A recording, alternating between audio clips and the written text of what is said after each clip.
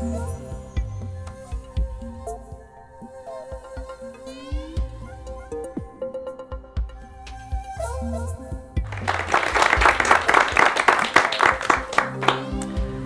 background is as a primary school teacher, so it was a great delight to me to get to write Victoria's sexuality education curriculum resource for children from prep through to 6th grade. So one of the jobs that I do is go around and train teachers on how to talk to children about sexuality. And I'm going to use an activity that I like to do with children and teachers with you now. It will be quite challenging.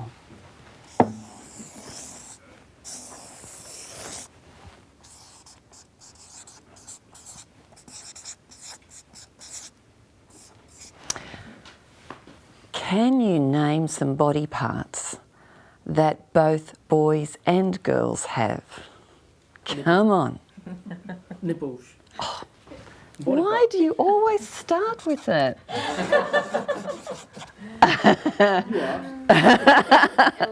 Oh, fabulous. Oh, you guys are good. You first graders? All right. I think we could go on for a long time, but what if I was to ask you to name some bits that only girls have? How would you feel then? Do we have any offerings? Vulva. Top of the class. Okay. If I pressed you for a few more suggestions? Ovaries. Oh, we've gone to internal organs, eh? That's excellent. I'm very impressed. How about boys' bits? Penis. Now, here's my next question for you. It's very easy though. How did it feel naming these bits? Easy. Yeah, it's pretty easy. What was the feeling when I started asking you for these bits? It is embarrassing and it creates anxiety, and not just for children, but it creates anxiety for teachers and for parents as well. And it's a fundamental part of sexuality education. But there's a side effect of not being able to name those parts. And the side effect is an incapacity to have an open discussion about these issues. And so the purpose of sexuality education is at the very least to enable us to talk about these issues together. So that's children. Now the other opportunity that we take when we're teaching children about this issue is to say it is to acknowledge those difficult feelings, because we live in a culture where it is awkward to talk about these parts. That's what we've learned. It's not the same in other parts of the world necessarily, but that's how it is here. But this school and your parents believe it's really important that you know how your whole body works. And so we're going to create a time and a place where you can learn about these parts from us. And so the very important tune that we're singing there is that you can come to us to talk about these issues. And again, if we don't sing that tune, then where do they go for information?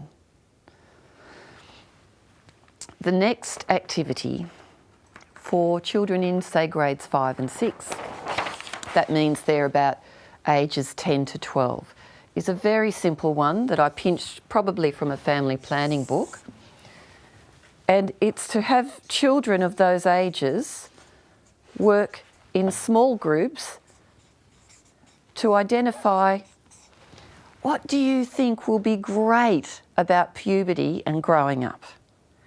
What do you think will be tricky? So sometimes you have groups of boys working on their own together or small groups of girls. Any suggestions about the sort of things they'd come up with between the ages of 10 and 12? Boys with black facial hair. And some girls too. Do you think they'd think that would be tricky or great? I think someone thinks it's great. Yeah, facial hair. Isn't that an interesting one though? Maybe the girls group would put it in that side, right? Body hair is a very hot topic. Yeah. What else do you think they come up with? You get tall, height. Okay. Again, actually, that's another interesting one because I remember as a 12-year-old girl being the tallest and hating it. And then I got to like it. So if we continued with that list, the sort of things that the children say are all of the body changes, anxiety about managing pimples and body odour and periods. Girls talk a lot about worrying about how they manage periods at school. But then they get into other stuff like they imagine that sex will be great, having children will be great, driving a car, independence, earning money. They're the sorts of things they say. Then on the tricky side, well, actually those things can exist on both sides as well, and that's what they identify. And so this activity provides an opportunity to say that these things can be both difficult and fantastic at the same time. But if we learn particular skills, we can learn how to manage those things so that they're a little less tricky. And the other important lesson that we get out of that is that these are universal experiences, and that when you take your homework sheet home to ask your family about the things that happened to them when they were this age and what they looked forward to and what they thought was tricky, then you bring the family back into the classroom to say, we have all shared this experience. And you've created an opportunity for families and children to talk about this subject as well. Because despite however a marvellous sexuality educator you are, your children may not want to talk about the subject with you. So it's great to have excuses to raise the issue. Now, if we did this activity with children in prep through to second grade, so the 5 to 8 year olds or the 9 to 10 year olds, we would find a list of things that are quite predictable. If you reflect on it, the things that come up of a sexual nature for children in those age groups, and they tend to be things like nudies, behaviour in the toilets, what girls' bits are, what boys' bits are, why they're different from each other. When children get older, by the time they're, say, 8 to 9, they start to become aware of forming different social groups so that they start to clump in interest groups. Now, the impact of that in terms of sexuality education is that gender starts to become more apparent, so that the boy who doesn't play what all the other boys play might start getting left out of those clumps. And the girl who wants to continue to play a sport that all the other boys play might continue to get left out of those clumps too. So sexuality education provides a wonderful, safe opportunity to say that our biology is different to the people that we are. It's a part of us, but it's not the whole of us, and it doesn't determine everything that we love to do and all of our potential. So that's another really important lesson that we need to sing when we provide sexuality education.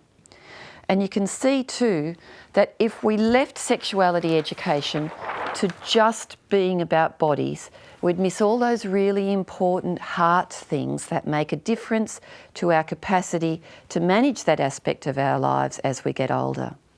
Now, if we continued to do this activity with children who are 14 or children who are 16, you would find a whole other set of issues. So the research in Australia from our centre tells us that by year 10, which is 15, 16, 25% of kids have had sexual intercourse. That there's a lot of sexual activity happening by age 14, and that by the end of year 12, 50% have had sexual intercourse. Other numbers have had oral sex without having sexual intercourse. And there are too many people that have experienced unwanted sex of that age. And unwanted sex is a very broad category that ranges from sex I wish I hadn't had to sex I feel really sad about that happened, and that's often to do with alcohol, to forced sex.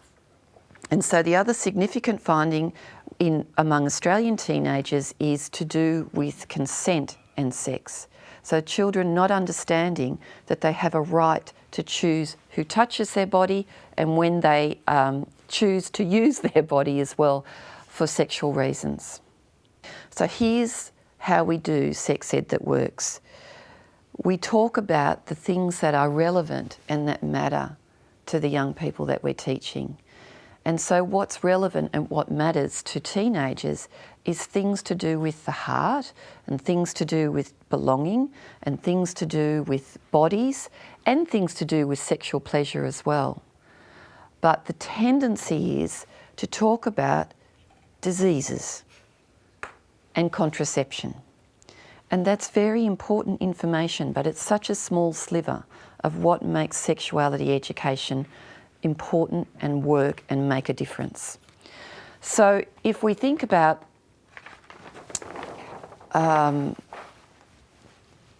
why we're not teaching that stuff,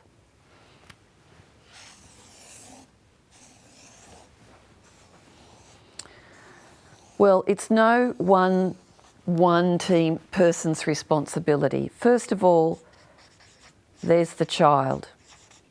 They have agency, they have some agency over their destiny, how they interpret this planet we live on and the choices that they make. But there's the child, there's the school, there's media. I didn't say we necessarily always want all these team members, right? But we're all part of the team. There's family. And what was that other one? Oh, let's just say community.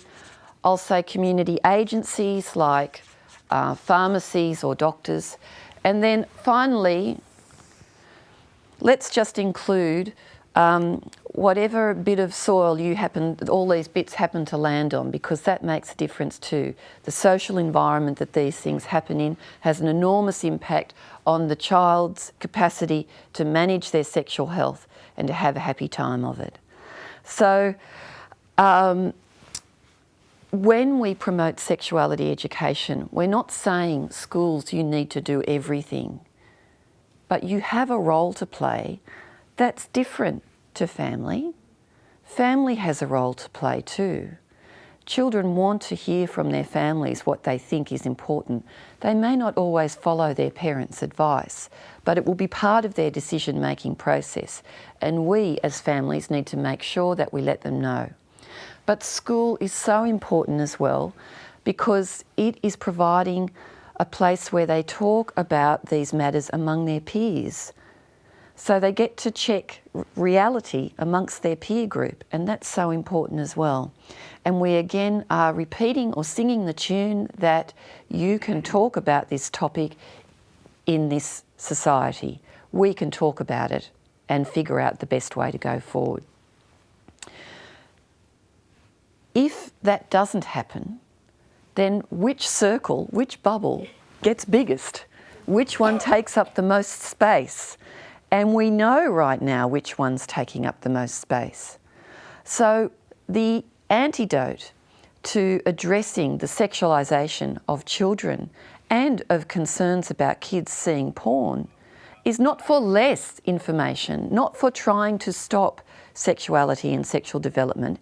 It is to talk more about sex, because we're not talking about it very much in a meaningful way at the moment. The final thing I'd say, I guess, is that when a child goes to their local doctor or goes to a pharmacy, can they get the help they need? In fact, they're doing something that's really marvellous. They've been very brave and they've gone to get some information and help. But what we hear of sometimes, of course we hear of many wonderful health agencies and doctors and so on, but we do hear lots of examples of kids being turned away because that particular service provider has trouble providing, has a value difference about providing services to that child. So kids not getting emergency contraception when they go to ask for it and so on. So depending on where you live, if you live in a smaller place with only, say, one pharmacy, it can be very difficult for you to get the help and information that you need. So what makes sex education work is that it's relevant, that we find out what the kids want to know, that we provide training and opportunities to support our teachers in doing it, because they're in the same culture as those kids. And we're not doing that at the moment either. that we provide more space in the PE and health curriculum, so we don't as much. I know obesity is important. I know physical activity is important, but we need a bit of space in there for health and well-being as well. And that, and finally, that the entire team, the whole community, takes this on as a responsibility as well. Thanks.